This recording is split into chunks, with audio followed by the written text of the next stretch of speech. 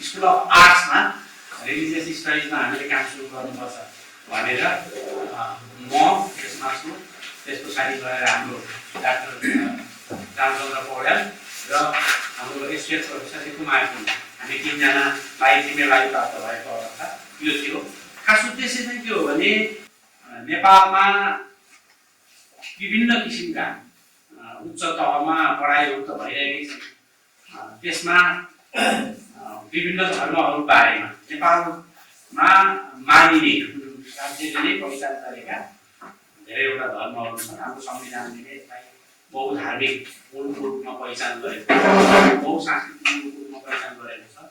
र पछिल्लो चरणमा हामीले हेऱ्यौँ भने केही चुनौतीहरू छन् अवश्य, तर पनि आफ्नो पहिचानप्रति सबैको चासो बढिरहेको र आफ्नो पहिचानसँगै आफ्ना आफ्ना क्षेत्रमा केही काम गर्नुपर्छ भनेर पुनर्जागरण पनि आइरहेको छ।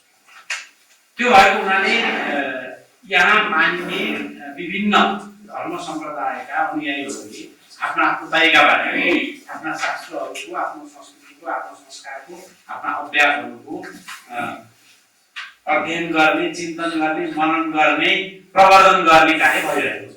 त्यहाँनिर हाम्रो भूमिका चाहिँ कहाँ छ त? विश्वविद्यालय भनेको समाजमा बडो महत्त्वपूर्ण भूमिका भएको अङ्गको रूपमा रहेको छ। खास गरी आधुनिक युगमा आइसके पछाडि जब समाजमा एउटा सामाजिक सुव्यवस्था कुन अवस्थामा छ भन्ने अनुसन्धान गर्ने पनि र नवप्रवर्तन, त्यो चाहिँ एकदमै जसलाई नेचुरल साइन्स भनेर भनिन्छ त्यो क्षेत्रमा त छँदैछ, यो समाज विज्ञानका क्षेत्रमा पनि, मानविकीका क्षेत्रमा पनि, कलाका क्षेत्रमा पनि नवप्रवर्तन गर्ने गराउने जिम्मेवारी विश्वविद्यालयको पनि हो।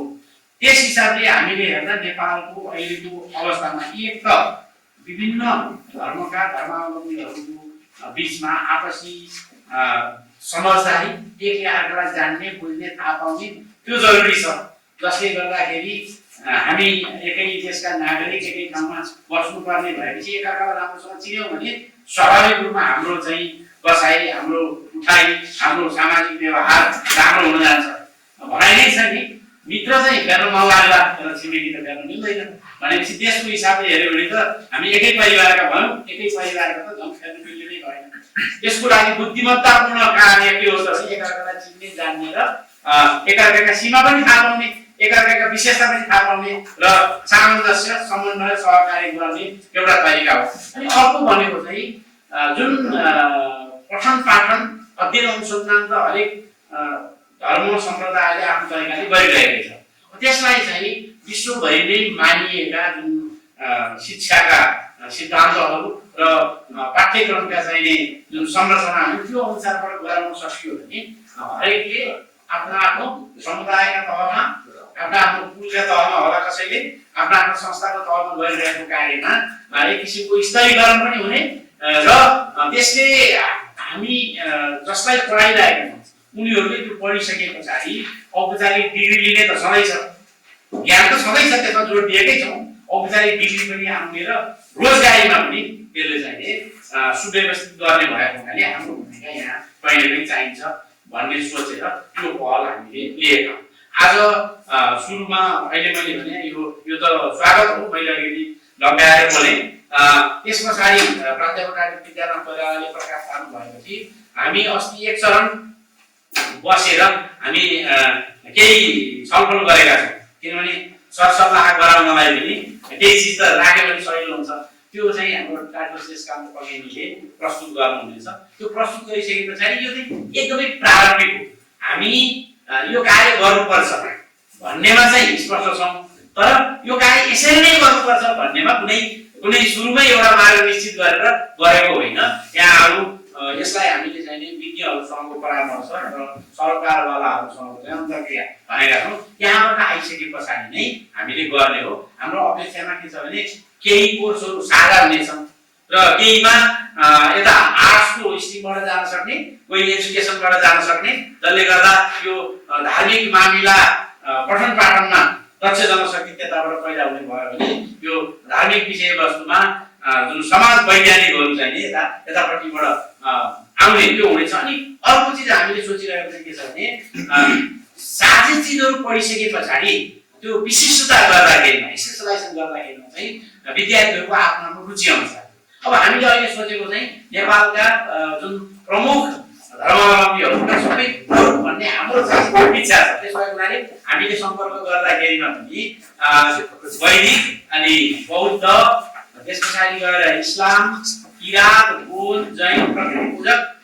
यसरी विभिन्न खालको हामीले सम्पर्क गरेका पनि छौँ र त्यो हिसाबले राम्रो उपस्थिति यहाँ आज देख्न पाउँदा धेरै खुसी लागेको छ। अत्यन्त व्यस्त हामी समयमा छौँ, त्यस्तो हुँदाहुँदै पनि यहाँहरूले समय व्यवस्थापन गरेर आउनु भएको छ। अब केही समय हामी गहन रूपमा यसमा विचार विमर्श गरौँ। आज नै प्रारम्भ हो, आज नै सबैको टुङ्गो लाग्ने होइन, आज मोटामोटी यसको सुरुमा हामी गर्दैछौँ भन्ने भइसकेपछि हाम्रो अपेक्षा चाहिँ के छ भने वर्किङ चाहिँ बनौँ। जस्तो वैदिक हिन्दू समूहको एउटा वर्किङ बनोस्, जसले गर्दाखेरि त्यहाँ के राख्नु पर्ने होला, पाठ्यक्रम कस्तो हुनुपर्ने हो भन्ने त्यही समूहले काम गरोस्।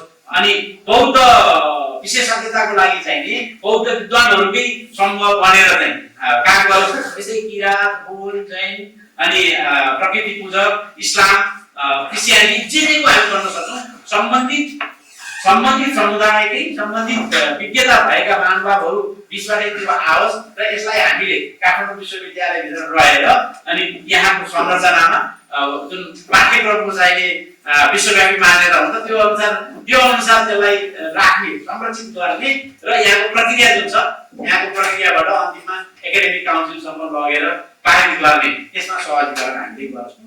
खासमा यो समुदायकै ज्ञान हो, समुदायबाटै पढ्ने पढाउने महानुभावहरू आउने हो र पढिसके पछाडि फेरि समुदायमै जाने हो। त्यसो भएको हुनाले काठमाडौँ विश्वविद्यालय भनेको यसको सम्मेलनकारी भूमिकामा रहने एउटा निकायको रूपमा लिएर मूलतः हामी जो यहाँ उपस्थित छौँ र जो उपस्थित छैनौँ पनि हरेक समुदायले यो मेरो आफ्नो कार्यक्रम हो, यसलाई विश्वविद्यालयको संरचनाबाट व्यवस्थित रूपमा अगाडि बढाउने हो भन्ने हिसाबले स्वामित्वपूर्ण गरिदिनु हुन पनि म काठमाडौँ विश्वविद्यालयको तर्फबाट हार्दिक अनुरोध गर्दछु र सबैजनालाई मेरो हृदयदेखि नै म स्वागत गर्दछु। स्वागतम स्वागतम स्वागतम सुस्वागतम। नमस्कार।